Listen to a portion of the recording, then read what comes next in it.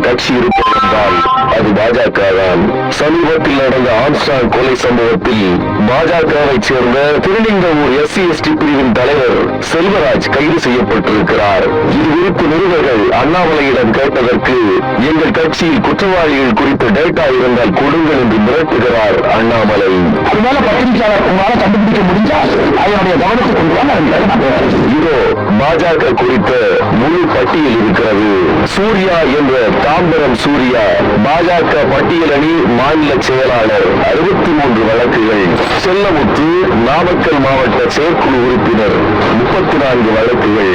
அன்பு செல்வம் பாஜக உறுப்பினர் 29 வழக்குகள். ரவி என்ற கல்வெட்டு ரவி 24 வழக்குகள். சக்திவேல் என்ற சிவசக்திவேல் ஈரோடு வடக்கு மாவட்ட OBC அணி செயலாளர் 23 வழக்குகள். அசோக் என்ற அசோகன் சிறுபான்மையினர் பிரிவு மாநில செயற்குழு உறுப்பினர் 22 வழக்குகள். முரளி என்கிற முரளிதரன் சேலம் கிழக்கு மாவட்ட இளைஞர் அணி 21 வழக்குகள். SR தேவர் என்கிற ராஜசேகர் 19 வழக்குகள். முருகன் என்ற ஆட்டுக்கால் முருகன் 19 வழக்குகள். சீனிவாசன் என்ற பெல்ட் சீனிவாசன் 19 வழக்குகள். கருப்பு என்ற கருப்பசாமி, கரிகாலன், VPGD சங்கர், கண்மணி என்ற கண்மணி பாண்டியன், நாராயணன் என்ற இழுப்புக்குடி நாராயணன், சுரேஷ், தர்மர், படப்பை குணா என நீண்டு கொண்டே செல்கிறது பட்டியல். மொத்தம் 124 குற்ற பின்னணி கொண்ட நபர்கள். அவர்கள் மேலுள்ள மொத்த வழக்குகள் 834. இத்தனை குற்றவாளிகளையும் தங்கள் கட்சியில் சேர்த்து வைத்துக் கொண்டுதான் தமிழ்நாட்டில் சட்டம் ஒழுங்கு கெட்டுவிட்டது என்று கூக்குரலிடுகிறார் அண்ணாமலை.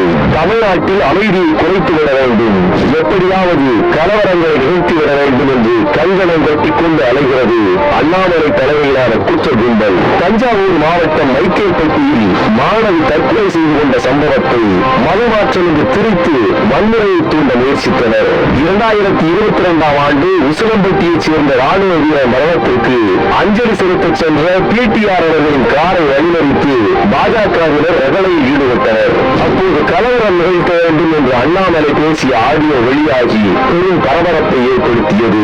திருப்பூரில் வேலை செய்யும் பீகார் தொழிலாளர்களுக்கு பாதுகாப்பு இல்லை என ஒரு போலி வீடியோவை பீகாரில் பரப்பி இரு மாநிலங்களுக்கு இடையில் பிளவை ஏற்படுத்த வேண்டது அண்ணாமலை தலைமையிலான பாஜக டீம். சமீபத்தில் கூட கலவரம் பண்ணினால்தான் பாஜக வளரும் என்று இந்து முன்னணியைச் சேர்ந்த உடையார் என்பவரும் பாஜக உறுப்பினர் தமிழ்ச்செல்வன் என்பவரும் பேசிய ஆடியோ வெளியாகி இருக்கிறது. இப்படி தமிழ்நாட்டில் சட்டம் ஒழுங்கை கெடுத்து பதற்றத்தையும் வன்முறையையும் ஏற்படுத்தும் நோக்கில் ஈடுபட்டு வரும் அண்ணாமலை தலைமையிலான பாஜக அதற்காகத்தான் ரவுடிகளை தங்கள் கட்சியில் சேர்த்து வைத்துக் கொண்டுள்ளது. இதை நாம் மட்டும் சொல்லவில்லை. அக்கட்சியின் முன்னாள் தலைவரான தமிழிசை சவுந்தரராஜனே முன் எப்போதையும் விட பாஜகவில் குற்றவாளிகளின் எண்ணிக்கை அதிகமாக இருக்கிறது என்று கூறியிருக்கிறார். சமீப காலத்தில் நிறைய குற்றம் சாட்டப்பட்டவர்கள் அதிகமாக இருக்கிறது. சில மாவட்டங்களில் கட்சிக்கு பதவி கிடைக்கிறது